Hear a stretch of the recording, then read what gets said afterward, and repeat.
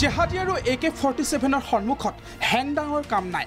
জেহাদীৰ সন্মুখত RDX আৰু AK-47 সন্মুখত হেংদাঙৰ কোনো লাভ নাই।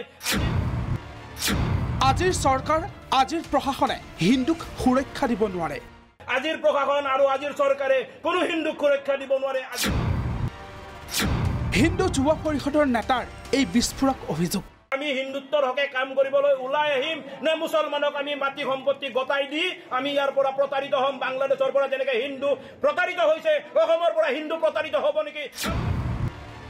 বুধবাৰে লখিমপুৰত হিন্দু যুৱ ছাত্ৰ পৰিষদৰ উদ্যোগত আয়োজন কৰা হৈছিল কেন্দ্ৰীয় বৌদ্ধিক প্ৰশিক্ষণ শিবিৰ।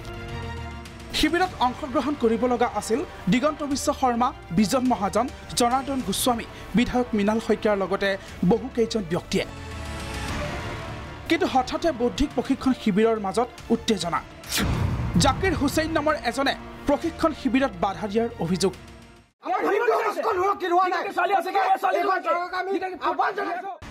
চৌহদত লগাই ৰখা এখন পতাকাক কেন্দ্ৰ কৰি সৃষ্টি হয় উত্তপ্ত পৰিস্থিতি। হিন্দু সংগঠনৰ নেতাই আক্ৰমণ কৰাৰ অভিযোগ জাকিৰৰ পৰিয়ালৰ। মোক মাৰিবৰ কাৰণে ধক্কা দিছে পুৰা। ইয়াত ধক্কা দিছে, মোৰ পাপাক কলাৰ ধৰিছে। আৰু মোৰ মা যিটো মহিলা হয় তেওঁলোকক কোনে অধিকাৰ দিলে? ল'ৰা মানুহ হয়, মোৰ মাৰ হাতত হাত দিব। আমাক ন্যায় লাগে, আমি চৰকাৰৰ পৰা এইটোৱে নিবেদন কৰিছোঁ যে আমাক ন্যায় লাগে। ইফালে এই ঘটনাত সংগঠনটোৰ নেতৃত্বই আৰক্ষী সময়ত উপস্থিত নোহোৱাত ক্ষোভ। মিডিয়াতকৈ দুৰ্বল স্থিতিত এতিয়া অসমৰ আৰক্ষী প্ৰশাসন। কাৰণ আমি যিখিনি সময়ত উত্তেজনা চলি আছে সেইখিনি সময়ত ফোন মাৰিছোঁ, এঘণ্টা সময় হ'ল, তেওঁলোকৰ এতিয়ালৈকে আহি নাপালে। এই মুহূৰ্তত তেওঁলোকে আহি পাইছে।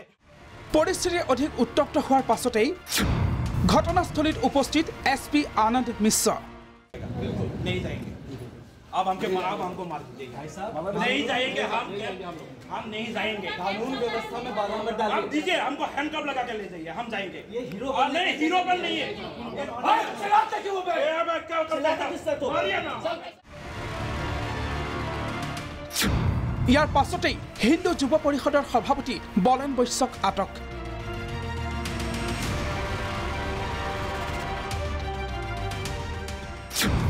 জাকিৰ হুছেইনকো আটক আৰক্ষীৰ।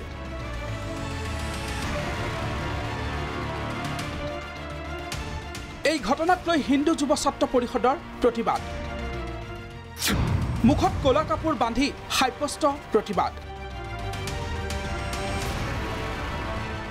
আৰক্ষীয়ে জাকিৰক ৰক্ষণাবেক্ষণ দি হিন্দুক সুৰক্ষা দিয়াত ব্যৰ্থ হৈছে বুলি মন্তব্য বিভিন্নজনৰ।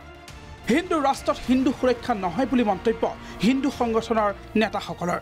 জগৰীয়াই নহয়, আমি আচলতে প্ৰশাসনক আমিহে গোচৰ দিছিলোঁ, গোচৰীয়া হ'বই নালাগে। ইয়াত আমি আক্ষেপ প্ৰকাশ কৰিছোঁ, দুখ প্ৰকাশ কৰিছোঁ। জাকিৰ হুছেইন নামৰ ব্যক্তিজনে আমাৰ ইয়াত হুলস্থুলৰ পৰিৱেশ সৃষ্টি কৰে, তেতিয়া আমি তৎকালীনভাৱে প্ৰশাসনলৈ আমি খবৰ দিছিলোঁ। আটাইতকৈ দুৰ্ভাগ্য যে 1.5 ঘণ্টাৰ পিছত তেওঁলোক উপস্থিত হৈছিল।